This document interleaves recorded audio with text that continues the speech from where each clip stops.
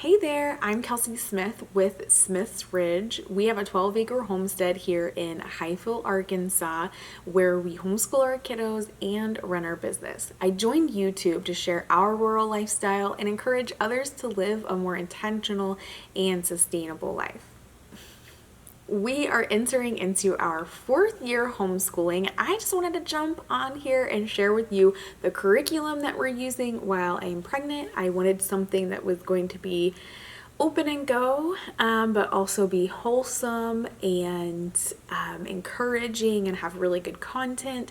So we chose The Good and the Beautiful. Once again, I have used this for several years, only taking a break for about a year for to help one of my kiddos get caught up. And I do have a child with dyslexia as well, and that's been diagnosed with ADHD, but I think a lot of ADHD can be cured with additional outside time, but that is a personal opinion of mine. I think also boys just tend to be a little bit squirmy and really prefer to have more of a hands-on experience. So we kind of adapt our Good and the Beautiful curriculum to meet our lifestyle. I adjust it based on the kiddos' needs and what we want to be learning. Anyways, I also wanted to share with you just some of our daily routine, our weekly routine, and encourage you in your upcoming homeschool semester.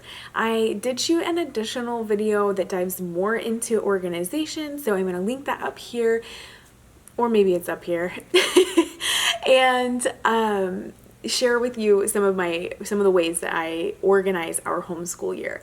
If you find this video helpful, I hope that you will like and subscribe. We're new to YouTube, and I hope to continue putting content out for you guys to encourage you and share some of our lifestyle.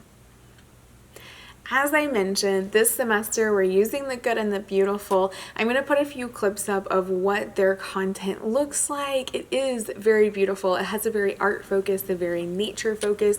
I'm not going to show you each individual lesson that we're utilizing, but we use their language arts, their math, their handwriting, and then we're also doing history this semester, year one, or wrapping up year one. We did about half of this 2 semesters ago, and now we're getting back into another unit, and we've got that going this semester. My oldest is also doing the sexual maturation science, and it's been a really good experience because it's such an important topic to approach in a mindful manner, and The Good and the Beautiful has done that well.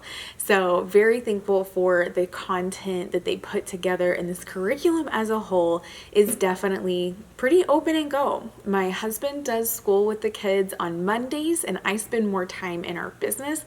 That works out beautifully as long as I provide a good outline. And with Good and the Beautiful, that's easy to do. I put sticky notes on what needs to be accomplished. I go through and mark right in the book where we're at and what needs to be done, because it can be hard to switch off from one educator to another, just not knowing where the kiddo is. So I try to share with him as much as I can on how the boys are doing on certain topics or what we might need to spend a little more time on that week.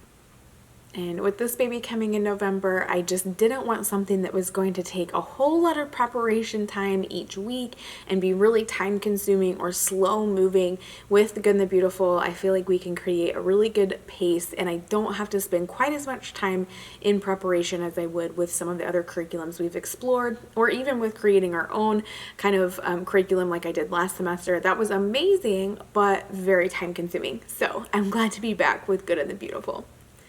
I wanted to just give you guys a glimpse of what our day looks like.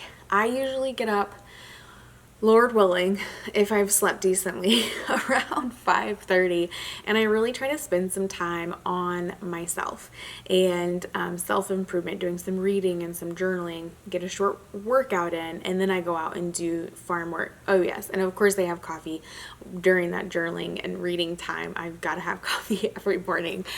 So I go out and get farm chores done. I do include the kids in the farm chores once or twice a week, but as you know, as a parent, it tends to be more work to incorporate them into these types of roles, into these types of jobs. So I'm working on my patience to do that more often, but it's tends to happen 1 to 2 times a week. I generally accomplish all of those within an hour, and then at 7:30 it's time for our kids to get up. Now, we do have a rule. If you are up early before 7:30, you just hang out in your beds. You guys can look at books. They can chill out. If they've got, our oldest has an MP3 player, he can listen to that. But that is the extent of that. We are not up running around getting into stuff before 7:30 because mom needs that time in the morning. It's different if you have little ones. It'll be different when we have this baby or whenever baby is a toddler. But for now, that is the case. And I cherish that morning time. I truly do. The boys get up at 7:30 and they accomplish their morning chores. That looks like eating breakfast, brushing teeth, making bed, their daily responsibilities. After that, we like to start school. I am going to start doing this a little bit differently, where we spend an hour of me having the ability to get some work done on my computer, catch up on emails, prepare any kind of workflow items that I need to do for the day, while the boys do independent work. For them, this looks like handwriting or independent reading or just kind of entertaining themselves for a little bit. This works out really well for us because my boys don't love to get up and get right at it. My youngest would rather build some Lego stuff, get his mind going, sing a song or 10, and really just kind of get geared up for the day. And so that just works better for our family. I forgot that I did that last year, and this year I started just getting to where we were going to do routine and then jump right into school, and that is just isn't working really well for us. So we're going to be making that adjustment. When it's time to start school, I start by sitting down with my oldest. He does his language arts work, and he usually needs a little bit of hands-on support with that. And then he, on his own, transitions into math and works on that, while I sit down with our youngest and work on his school with him.